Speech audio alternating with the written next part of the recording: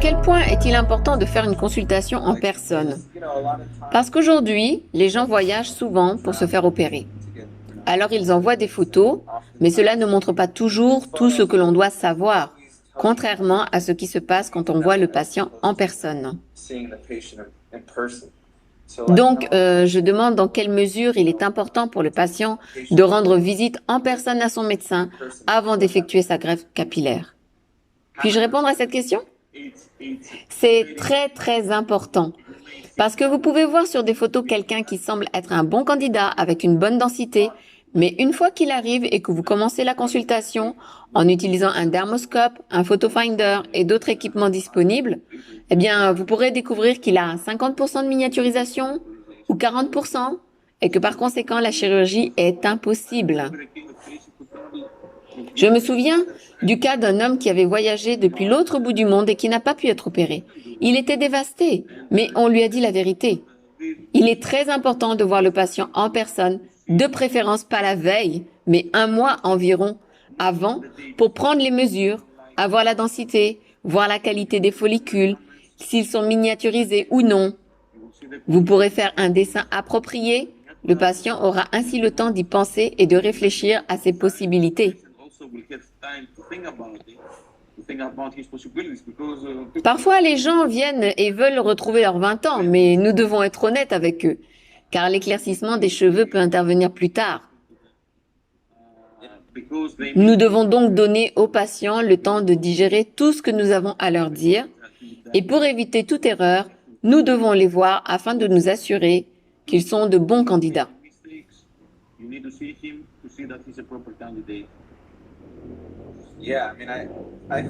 Melvin, juste une parenthèse.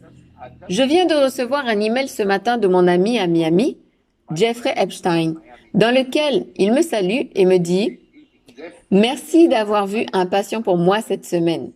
Il était censé venir me voir pour une opération et tu as découvert une alopécie cicatricielle, donc l'opération est annulée. » Cela lui a évité un voyage à Miami pour se faire opérer et à la place découvrir une maladie du cuir chevelu qui doit être traitée. Cela vous montre aussi à quel point il est important d'avoir de bonnes relations avec vos pairs. Car ils vous envoient des patients et sans craindre que vous les leur voliez. Si le patient vient sincèrement et me dit « Écoutez, je vais aller voir le docteur Epstein pour mon opération, mais parce qu'il est de l'autre côté, je souhaiterais avoir une consultation avec vous et que vous lui envoyiez les résultats. » Je lui réponds oui, et je ferai la consultation comme s'il s'agissait d'un de mes propres patients. Il y a des types de perte de cheveux qui ne peuvent pas être traités par la chirurgie. Nous voyons de plus en plus d'alopécies cicatricielles qui imitent l'alopécie androgénétique. Il est donc important de faire examiner attentivement votre cuir chevelu par quelqu'un qui sait ce qu'il cherche. Passer la main sur le cuir chevelu du patient et lui dire qu'il est un bon candidat ne suffit plus. Cette époque est révolue. Les gens ont besoin d'être évalués correctement. La plupart des greffes capillaires qui échouent sont dues à des problèmes sous-jacents du cuir chevelu qui ont été négligés. Plus nous comprenons l'alopécie cicatricielle et plus nous comprenons l'importance d'examiner le cuir chevelu avant la chirurgie. Plus nous comprenons des choses dont nous ignorions l'existence il y a 10 ans. Oui, absolument. Et je pense que pour savoir à quoi ressemble une zone donneuse, on ne peut pas se contenter d'utiliser l'œil nu.